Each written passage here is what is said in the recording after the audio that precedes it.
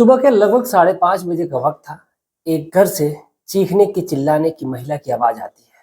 जैसे ही महिला की आवाज को मोहल्ले वाले सुनते हैं, सभी लोग हैरान हो जाते हैं, परेशान होते हैं। जो जिस कंडीशन में रहता है, जो जैसे कपड़े पहने रहता है, उसी कपड़ों में वो भागता हुआ उस महिला के घर पे पहुंचता है। जैसे ही महिला के घर पहुंचता है तो दरवाजे के अंदर लोग प्रवेश करने वाले होते हैं। तो महिला अंदर से चीख रही होती है, चिल्ला रही होती है कि उसका सब कुछ उजड़ गया। जो मोहल्ले वाले लोग हैं वो घर के अंदर जाते हैं। तो महिला से पूछा जाता है कि आखिर बात क्या है। तो महिला उस समय यही बस रो रो कर चीख कर कह रही है कि उसका सब कुछ उजड़ गया, सब कुछ बर्बाद हो गया, अब उसका इस दुनिया में कोई है ही नहीं। यानी कि कहीं ना कहीं उसका जो पति था एक कमरे में मृत अवस्था में पड़ा हुआ था, जिसको मोहल्ले वाले जब देखते हैं तो सभी लोग सन्न रह जाते हैं कि आखिर ये कैसे हो गया। महिला एकदम अवाक होती है, क्योंकि मामला हत्या का होता है। तो फिर पुलिस आती है और पुलिस के आते ही फिर वहां पर जो मंजर होता है, जो नज़ारा होता है, वो वाकई देखने वाला होता है। पुलिस अलग अलग एंगल से जब जांच पड़ताल करती है तो इसमें जो खुलासा होता है वो वाकई अपने आप में हैरान कर देने वाला होता है, परेशान कर देने वाला होता है। नमस्कार, प्रणाम, मैं अविनाश। वारदात तक के एक नए एपिसोड में आज जिस सच्ची घटना के साथ आप लोगों के बीच में आया हूँ, ये सच्ची घटना उत्तर प्रदेश का एक जिला लगता है कानपुर, और इसी कानपुर का एक थाना लगता है फतेहपुर थाना। इसी फतेहपुर थाना का एक गांव है जिस गांव का नाम गड़ावी है, और इसी गांव में रहने वाला एक परिवार होता है, जिस परिवार में दो लोग होते हैं, जिनमें एक पति होता है, एक पत्नी होती है, और उनके दो बच्चे होते हैं। दरअसल जो पति होता है, जिसका नाम अमित होता है, अमित जिसकी उम्र 37 साल, निशा उसकी पत्नी जिसकी उम्र 32 साल, उनकी एक बेटी है जो बड़ी है, जिसकी उम्र लगभग 12 साल के करीब, और एक लड़का है मनीष जिसकी उम्र 3 साल के करीब है। अब ये 4 लोगों का परिवार है। घर में एक और है जिनका नाम महेंद्र है। महेंद्र यादव जो महेंद्र यादव है वो सपा के नेता हैं, जो अंकित के पिता है। और ये परिवार बेहद हाई प्रोफाइल होता है। एक दिन सुबह के वक्त, जैसा कि मैंने आपको बताया, कि जब निशा चीख रही होती है, चिल्ला रही होती है, तो परिवार के जो लोग हैं, जब वो सभी लोग हैरान हो जाते कि आखिर कत्ल किया किसने है।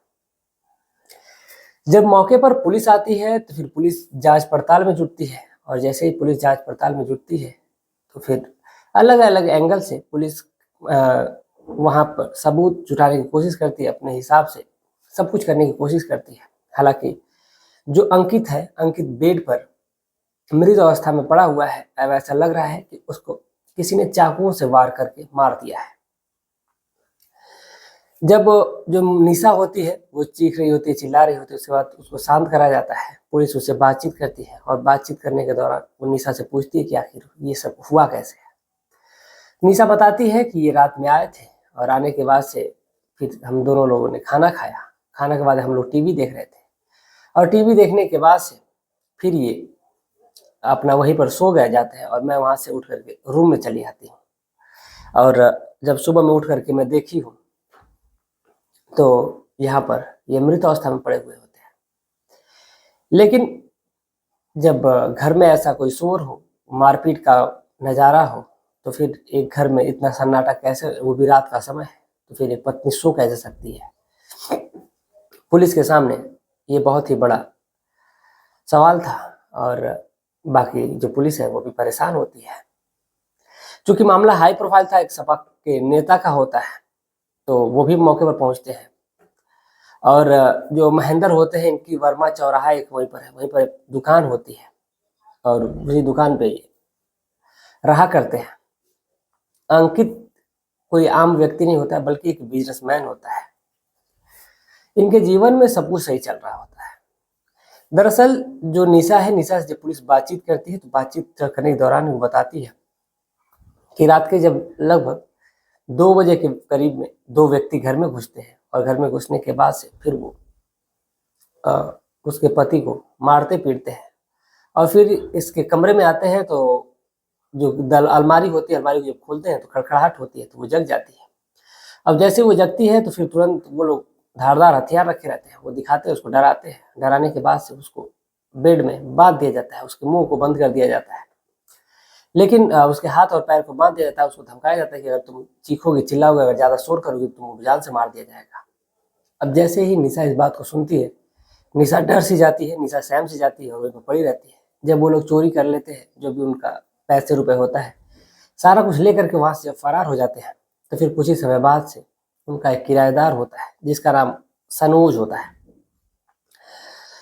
सनोज जो है वो जब नीचे इसके चीखने की, चिल्लाने की आवाज़ सुनता है जब मालकिन के, निशा के, तो वो ऊपर से नीचे आता है। चूंकि दरवाज़ा बाहर से लॉक होता है तो दरवाजे को खोलता है, खोल करके अंदर जाता है तो उसकी मालकिन काफ़ी आपत्तिजनक स्थिति में लगभग हो गई रहती है और वो खुद को छुड़ाने का प्रयास कर रही होती है, लेकिन छोड़ने का नाम ही नहीं ले रहा था। अब इसीलिए वो परेशान थी कि आखिर करे भी तो क्या करे। तो जो किराएदार यानी जो सनोज है उसको खोलता है और खोलने के बाद से जो निशा है वहाँ से भागती हुई अपने पति के पास जाती है, लेकिन पति वहाँ पर मरा हुआ पड़ा था। अब ये सारा कुछ माजरा होते होते लगभग सुबह का वक्त हो गया रहता है, 4 साढ़े 4 बज गया रहता है और इसी दौरान महिला चीखने लगती है, चिल्लाने लगती है और जो आस पड़ोस के जो लोग हैं वो मौके पर इकट्ठा हो जाते हैं। अब पुलिस की सुई कहीं ना कहीं, अब शक की जो सुई है वो जो किराएदार होता है सनोज, उस पर जाती है। वो भी जाती इसलिए है क्योंकि आमतौर पर ऐसा देखा जाता है कि जो किराएदार है वो कहीं ना कहीं उसका मालकिन से अफेयर चलता है। और पुलिस जब अपनी जांच पड़ताल करती है तो फिर उसमें ये भी देखती है कि चूंकि अगर कोई चोर रहेगा तो दरवाजा तोड़ करके अंदर आएगा, या तो फिर बाहर के रास्ते से कोई ऐसा रास्ता चुनेगा जिससे वो अंदर आ सके। लेकिन वो जब सीढ़ियों पे जाती है तो सीढ़ी का दरवाजा अंदर से लॉक होता है, दरवाजा जो है वो बाहर से किसी से वो करने का कोई गुंजाइश ही नहीं होता है। अब इसीलिए पुलिस अलग अलग एंगल से जांच पड़ताल करती है। तो पहले तो वो सनोज उठाती है और सनोज से जबरदस्त तरीके से पूछताछ करती है कि बताओ कि तुम्हारा मालकिन के साथ तुम्हारा अफेयर है। लेकिन जो सनोज है वो एक ही बात पे टिका रहता है कि सर, चाहे कुछ भी आप कह लीजिए, लेकिन मेरा मालकिन के साथ कोई संबंध ही नहीं है। मेरी बस उनसे उतनी ही बातचीत होती जितना एक मालिक और एक किराएदार के बीच में होनी चाहिए। मैं तो कभी ज़्यादा नीचे जाता ही नहीं हूँ। वो तो उस दिन मैं शोर सुन करके मैं सुबह सुबह उठ करके योगा कर रहा था और उसी टाइम जब मालकिन की चीखने की जब आवाज़ सुना तो फिर मैं नीचे भागा आया, तो वहाँ पर ये सारा कुछ हो गया था। लेकिन जब पुलिस अपने तरीके से बार बार पूछताछ करती है तो जो किराएदार सनोज है वो अपनी ही बातों पे अड़ा हुआ होता है। वो कहता है कि नहीं, चाहे आप कुछ भी कह लीजिए, जब मेरा कुछ संबंध ही नहीं है, जब मेरा कोई अफेयर ही नहीं है तो मैं कैसे मान लूँ। जो पुलिस है, पुलिस को लग जाता है कि कहीं ना कहीं ये जो किराएदार है सनोज, ये सही बोल रहा है, इसका इस मर्डर से कोई भी लेना देना नहीं है। लेकिन आखिर कातिल है कौन? सबसे बड़ा सवाल तो ये हो जाता है, क्योंकि जो अंदर आने के लिए जो एक ही दरवाजा होता है, कोई दूसरा दरवाजा भी नहीं होता है। और जहाँ पर जब जोर जबरदस्ती किया भी नहीं गया, दरवाजा तोड़ा भी नहीं गया, दरवाजा बाकायदा अच्छे से लॉक खुला हुआ है। चोर जो है, जैसा कि उसकी मालकिन ने बताया, सनोज की यानी निशा ने, वो अंदर जाता है और चोरी करते हैं, फिर वहाँ से मर्डर करते हैं, वहाँ से फिर निकल जाते हैं। तो फिर कहीं ना कहीं अब जो शक की सुई है वो सीधा सीधा अब निशा के ऊपर आती है कि निशा का ऐसा तो नहीं है, कहीं और अफेयर है। अब इसीलिए वो परेशान हो जाते हैं। अब इसीलिए जो पुलिस है वो निशा के नंबर को लेती है और उसके नंबर की कॉल डिटेल खंगालती है, उसके व्हाट्सएप को खंगालती है। तो व्हाट्सएप जब खंगाली जाती है तो फिर एक चीज़ निकल करके सामने आती है कि एक व्यक्ति जिसे मैसेज किया गया था और बाकायदा कहा गया था कि तुम आ जाओ, लेकिन उस मैसेज को डिलीट भी कर दिया गया था। लेकिन जब साइबर होते हैं, साइबर सेल वाले इतने तेज तर्राक होते हैं कि चाहे कितना भी मैसेज डिलीट हुआ हो उसको निकाल ही लेते हैं। और ऐसा ही हुआ था कुछ निशा के मोबाइल के साथ। पुलिस अलग अलग एंगल से जब मैसेज निकालती है फिर उसको पढ़ती है। कॉल डिटेल में भी एक ऐसा नंबर निकल करके सामने आता है जो जिससे जो निशा है वो बातचीत की रहती है। और नंबर किसी और का नहीं बल्कि एक विकास यादव नाम का एक लड़का होता है, जो होटल होता है उसी का मैनेजर होता है। ये मैनेजर कोई और नहीं बल्कि ये अंकित का ही मैनेजर होता है। अंकित का एक होटल होता है और उसी होटल का ये मैनेजर होता है विकास, और इसी से इसकी बातचीत हुई रहती है। बातचीत जब हुई रहती है तो फिर पुलिस की शक की सुई विकास पे दौड़ती है और पुलिस विकास को उठाती है। तो विकास से जब पूछताछ किया जाता है और अच्छे तरीके से पूछताछ किया जाता है तो सारा जो सच है वो कबूल लेता है। जब सच कबूल लेता है उससे पहले ही पुलिस को एक और सबूत हाथ लगता है और वो सबूत होता है सीसीटीवी फुटेज का। चूंकि जो अंकित है, जो मृत्यु है, जो मालिक था अंकित, उसके घर पे सीसीटीवी कैमरा लगा हुआ था, जो गेस्ट रूम में भी लगा हुआ था और बाहर गेट पे भी लगा हुआ था। अब जैसे पुलिस पहले तो पुलिस की नज़र इन सब चीज़ों पे जाती नहीं है, लेकिन जब इस बात का खुलासा हो जाता है, विकास पकड़े जाने वाला रहता है, उससे पहले ही पुलिस सीसीटीवी फुटेज खंगालने की कोशिश करती है। तो जो पहले जो निशा है वो कहती है कि सीसीटीवी सही नहीं है। अब इसीलिए जो पुलिस है फिर वो देखना चाहती है, लेकिन उस दिन वो सीसीटीवी कैमरा जो है वो बंद कर दिया गया था। लेकिन आखिर वो अपने घर का कैमरा बंद कर सकती है, दूसरे घर का तो बंद नहीं कर सकती। फिर सामने वाले घर में भी एक कैमरा लगा हुआ था दरवाजे पे।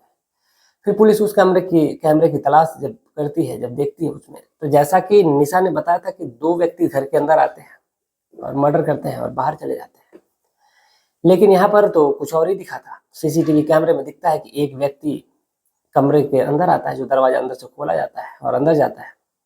लगभग 1 घंटे करीब कमरे के अंदर रहता है। उसके बाद फिर वो यानी कि 3:30 बजे के बाद, यानी कि 4 बजे का लगभग वक्त था, 4 बजे के करीब वो वहाँ से निकल जाता है। यानी कि 2:30 बजे करीब आता है और 4 बजे करीब वो निकल जाता है वहाँ से। अब चूंकि आखिर व्यक्ति तो एक ही है। अब पुलिस इसी शक के आधार पर निशा को भी उठाती है कि कहीं ना कहीं अब निशा भी इसकी जिम्मेदार है। जब निशा से पुलिस पूछताछ करती है तो इसी दौरान निशा भी बताती है कि हाँ उसका अफेयर है, वो भी विकास नाम के लड़के से है। अब फिर निशा एक कहानी बताने लगती है कि आखिर पूरा माजरा क्या हुआ है। दरअसल निशा बताती है कि जो विकास है ये उसके होटल का मैनेजर होता है, और जो ये अंकित है ये अपने काम के सिलसिले में हमेशा बिजी रहता था, और ये बाहर से काम करके आता था तो थका हारा रहता था, और आने के बाद से ये ड्रिंक करता था और ड्रिंक करने के बाद सो जाता था। अब जो निशा है, अब इसके बदन की आग कोई बुझाने वाला था नहीं। अब इसीलिए वो बेचैन रहा करती है कि आखिर वो करे भी तो क्या करे। पहले तो वो काफ़ी प्रयास करती है कि वो अंकित को जगाए और लोग उसके साथ शारीरिक संबंध बनाए, लेकिन जब अंकित जगता नहीं है तो फिर वो अलग अलग तरीके से उसके ऊपर प्यार बरसाती है, लेकिन कोई भी फायदा नहीं होता है। अब ऐसा सिलसिला कई दिनों नहीं बल्कि महीनों चलता है। लेकिन फिर इसकी नज़रें विकास से लड़ती हैं, क्योंकि होटल पे ये भी जाया करते थे। उसका जो मैनेजर होता है विकास, वो काफ़ी स्मार्ट होता है, हैंडसम होता है, सुंदर होता है। अब कहीं ना कहीं उसके ऊपर जब फिदा हो जाती है तो फिर इन दोनों के बीच में बातचीत होने का जो सिलसिला है वो शुरू हो जाता है वहीं से। और शुरू होने के बाद से जब भी ये मालकिन अपने कमरे में जाते, जो मैनेजर है वहीं पर जाया करता था, उसके साथ रंगरेलियां मनाता था। यानी कि अपने ही होटल में, जो उसी के होटल का मैनेजर है उसी के साथ वो अपने कमरे में रंगरेलियां मनाती थी। इधर जो अंकित है वो अपने काम में, बिजनेस के सिलसिले में अक्सर बाहर रहा करता था, अपने काम में मस्त रहा करता था। अब ये सिलसिला ऐसे ही चल रहा था, लेकिन कहीं ना कहीं अब जो अंकित है, विकास और निशा के प्रेम के बीच में बाधा बन रहा था। आखिर वो चोरी छुप के ऐसा कब तक कर सकती है, क्योंकि अब इधर जो अंकित है वो दारू पी करके जब आता था तो अपनी पत्नी को डांट भी लगा दिया करता था। अब ये बात उसको इस कदर बुरी लगती है कि वो कहती है विकास से कि एक काम करो कि हमारे प्रेम के बीच में जब बाधा बन रहा है तो इसको रास्ते से ही हटा देते हैं। अब जैसे ही विकास इस बात को सुनता है वो डर सा जाता है, सहम सा जाता है और कहता है कि नहीं, ऐसा नहीं कर सकते, हमारे मालिक हैं और मालिक के साथ मैं ऐसा कतई नहीं कर सकता। तो वो कहती है कि वो तुम्हारा मालिक है, लेकिन वो मेरा पति भी है और तुम मेरे प्रेमी हो, और फिर तुम चाहे उसके लिए अगर कुछ भी नहीं करोगे तो फिर मैं किसी और से ये काम करवा दूंगी और मैं उसी से शादी भी कर लूंगी अगर तुम ये काम नहीं कर सकते तो। और लानत है तुम्हारी ऐसी मर्दानगी पे कि तुम एक अपनी बीवी पत्नी के लिए, एक तरह से मैं तुम्हारी पत्नी हूँ और तुम मेरे लिए इतना भी नहीं कर सकते। सोचो कि अगर तुम उसको, अंकित को रास्ते से हटा दोगे तो फिर इन सारी प्रॉपर्टी का जो मालिक है वो तुम हो जाओगे और फिर मैं तुम्हारी बीवी भी बन जाऊंगी, मैं तुमसे शादी कर लूंगी। वो कहता है कि चलो ठीक है, और फिर वो काम करने के लिए तैयार हो जाता है। वो कहता है कि पहले शादी कर लो। अब जो उसने झूठ मूठ का एक सिंदूर का नाटक किया, और सिंदूर तो वैसे भी वो लगाती है, सिंदूर का नाटक करवाती है, उससे सिंदूर पहन लेती है। उसके बाद वहीं पर काम खत्म हो जाता है। और जो विकास है अब कहीं ना कहीं वो उसके प्यार में और बेचैन उठता है और एक बाकायदा षड्यंत्र रचा जाता है। और वो कहती है कि काम करना है, तुम घर में आना, मैं दरवाज़ा खोल दूंगी। और जो अंकित है वो जाता भी है, वही करीब तकरीबन 2-2:30 बजे करीब वो घर के अंदर प्रवेश करता है और जाने के बाद से फिर वो अंदर अपना कांड कर देता है। विकास वहीं पर सोया रहता है, ये अंकित। और अंकित के खाने में इसने नींद की दवा भी मिला दी थी, और ड्रिंक तो वो किया ही था, वैसे भी सोया था। अब इसलिए वो कुछ ज़्यादा कुछ कर नहीं पाता है। उसके ऊपर विकास ताबड़तोड़ चाकू से वार करता है, और वहाँ से फिर जो निशा होती है, फिर वो एक काम करती है कि सारे अलमारी के गहने, जो हीरे, जो भी उसके पास पैसे रुपए थे, सारा कुछ विकास के झोले में भरती है, और विकास वहाँ से लेकर के निकल जाता है। और मामला ऐसा लगता है कि कहीं ना कहीं ये डकैती का है, चोरी का है। और एक बकायदा ये कहानी सुना देती है कि दो लोग आए थे और उन्होंने अंकित को मार दिया, और मारने के बाद वो ये फरार हो गए। अब जब पुलिस इस पूरी कहानी को सुनती है तो वाकई सभी लोग परेशान हो जाते हैं कि एक पत्नी अपनी हवस को बुझाने के लिए इस हद तक गिर सकती है कि अपने ही होटल के मैनेजर को वो फांस करके और उसके साथ मिल करके वो अपने ही पति का कत्ल करवा दे। तो ये अपने आप में बड़ा ही अजीब मामला था। फिलहाल इन दोनों को पुलिस ने अरेस्ट किया है, और अरेस्ट करने के बाद से इन दोनों को जेल की सलाखों के पीछे डाल दिया गया है। अभी इसके बाद हमारी एक कहानी आने वाली है जो आएगी, जिसमें एक मात्र 10 साल की बच्ची है जिसने एक बच्चे को जन्म दिया है, और उसके साथ जो कांड करने वाला है वो कोई और नहीं, उसका इतना सगा है जिसको माँ से बढ़ के दर्जा दिया जाता है। उसी की कहानी आने वाली है, तो आप लोग उस कहानी को भी आराम से और ध्यान से सुनिएगा। इसी के बाद वो कहानी आने वाली है, तो आप लोग उसको भी सुनिएगा और अपना प्यार और सपोर्ट दीजिएगा। साथ ही साथ आप इस पूरे घटनाक्रम के बारे में क्या सोचते हैं, आप अपने राय कमेंट में जरूर दीजिएगा। इस पूरे घटनाक्रम को सुनाने का उद्देश्य किसी की भावनाओं को ठेस पहुंचाना नहीं, बल्कि आपको जागरूक करना है, आपको सचेत करना है। आप जहां भी रहें स्वस्थ रहें, सुरक्षित रहें, अपना ख्याल रखें, अपने परिवार का ख्याल रखें, और खास तौर से अपने करीबियों पे ध्यान दें। मिलते हैं एक और सच्ची घटना के साथ, तब तक के लिए जय हिंद, जय भारत।